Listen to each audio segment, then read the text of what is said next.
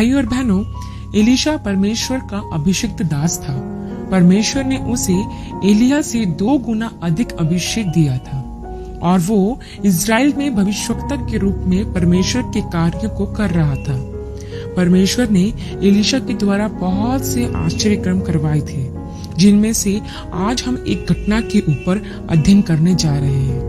भाई और बहनों, इससे पहले कि हम आगे बढ़े, मेरा आपसे निवेदन है कि अगर आपने अब तक हमारे चैनल को सब्सक्राइब नहीं किया है तो उसे जरूर सब्सक्राइब करें और बेल आइकन को भी जरूर दबाएं, ताकि आपको हमारे वीडियोस की नोटिफिकेशन मिलता रहे।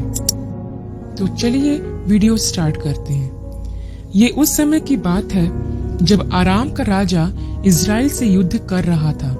एक बार वह इज़राइल के राजा के विरुद्ध किसी स्थान पर छावनी डाले हुए इज़राइल के राजा का इंतजार कर रहा था, ताकि उसे पकड़ सके और उसे बंदी बना सके। लेकिन एलीशा ने इज़राइल के राजा के पहले ही बता दिया कि उस स्थान से ना जाना, क्योंकि आराम का राजा वहां पर छावनी डाले हुए बैठा है। तब इज़राइल के राजा ने उस स्थान पर जिसकी चर्चा एलीशा ने उससे की थी, अपने आप को रोक लिया और अपना दूत भेजकर जान लिया कि वहां पर आराम का राजा घात लगाए बैठा हुआ है। ऐसा कई बार हुआ जब एलीशा आराम के राजा की सारी योजनाओं को इज़राइल के राजा को बता दिया करता था। आराम का राजा परेशान हो गया कि इज़राइल के राजा को मेरी सारी योजनाएं कैसे पता चलती थी। उसे लगा कि उसके राज्य में ही कोई गद्दार है। तब उसने अपने सारे कर्मचारियों को बुलाकर पूछा कि तुम में से कौन इज़राइल के राजा की ओर है। तब उसके कर्मचारियों में से एक ने कहा कि हे राजा, इज़राइल में भविष्यवक्ता है जिसका नाम एलीशा है। वह तेरी उन बातों को जो तू कोठरी में बोलता है इज़राइल के राजा को बता दिया करता है। तब राजा ने अपने कर्मचारियों को आज्ञा दी कि जाकर देखो कि एलीशा कहाँ पर है। तब राजा को पता चला कि वह दोतान में है। फिर तब उसने एलीशा को पकड़ने के लिए घोड़ों और रथों समेत एक भारी दल को भेजा और उन्होंने आकर दोतान नगर को घेर लिया।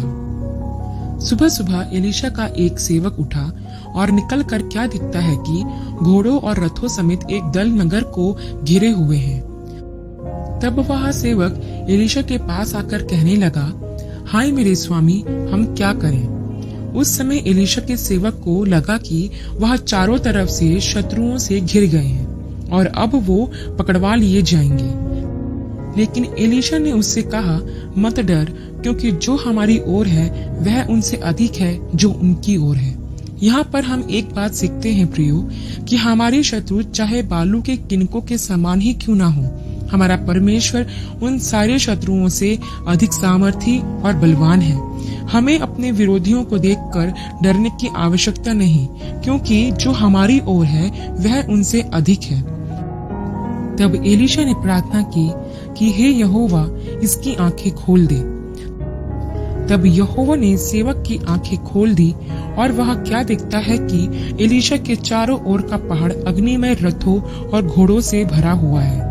भाई और बहनों, जब हम अपने जीवन में दुख, बीमारी और कठिनाइयों से घिरे हुए रहते हैं, तब हमें उन्हें देखकर घबराना नहीं है, लेकिन हमें परमेश्वर से प्रार्थना करनी चाहिए कि वह हमारी आत्मिक आंखें खोल दे, ताकि हम देख सके कि परमेश्वर के दूत हमारे चारों ओर छावनी किए हुए हमको बचाते हैं। इसके साथ ही हम यह भी देख सके कि परमेश्वर यहोवा के लोग हमेशा करुणा से घिरे हुए होते हैं। भाई और बहनों, जब एलीशा ने उसके सेवक की आंखें खोली, तब वह सेवक का सारा डर समाप्त हो गया था। तब हम देखते हैं कि वो आरामी सैनिक एलीशा को पकड़ने के लिए उसके पास आए। तब एलीशा ने परमेश्वर से प्रार्थना की कि उस दल को अंधा कर दिया जाए। एलीशा के वचन अनुसार परमेश्वर ने उन्हें अंधा कर दिया और वह एलीशा को पहचान नहीं पाए। तब एलीशा ही उन्हें कहता है कि आओ, मैं तुम्हें उसके पास ले चलता हूँ जिसे तुम पकड़ना चाहते हो। तब एलीशा उन्हें शोमरोन के मध्य में ले गया और वहां जाकर यहोवा से प्रार्थना की कि उनकी आंखें खोल दे। तब यहोवा ने उनकी आंखें खोल दी। जब उन सैनिकों की आंखें खुली तो उन्होंने पाया कि वह शोमरोन के मध्य में है तब इजराइल का राजा एलीशा से पूछने लगा, क्या मैं इनको मार लूं? तब एलीशा ने उत्तर दिया कि मत मार। क्या तू उनको मार दिया करता है जिनको तू तलवार और धनुष से बंदी बना लेता है? तू उनको अन्न जल दे ताकि वे खा पीकर तृप्त हों। तब इजराइल का राजा उनके लिए बड़ा भोज करता है और उन्हें विदा करता है। भाइयों बहनों, परमेश्वर का वचन हमें सिखाता है कि अगर हमारा बैरी भूखा है तो हमें उसे खाना खिलाना चाहिए, और अगर वह प्यासा है तो उसे पानी पिलाएं, क्योंकि ऐसा करने से हम उसके सिर पर अंगारे उड़ेलते हैं और यहोवा हमको इसका फल देता है। प्रियो, हमारा प्रभु महान है, जिसने हमसे यह कहा है कि हम अपने दुश्मनों से प्रेम करें। यह कठिन है लेकिन असंभव नहीं है। यह जरूरी नहीं कि हम अपने दुश्मनों के साथ हमेशा वैसा ही व्यवहार करें जैसा वो हमसे करते हैं, लेकिन प्रभु हमें इसके उलट करने के लिए सिखाते हैं। जैसा हम यहाँ देखते हैं कि जब इजराइल के राजा ने एलीशा से कहा कि क्या मैं इन अराम के सैनिकों को मार लूं, तब एलीशा ने उसे ऐसा करने से मना किया और उनके लिए बड़ा भोज करने का आदेश दिया।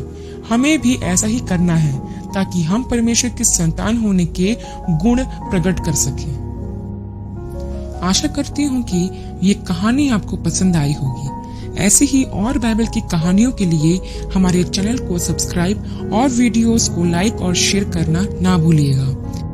अगले वीडियो में एक नई कहानी के साथ हम आपसे फिर मिलेंगे। तब तक के लिए आप सबको जय मसीह की।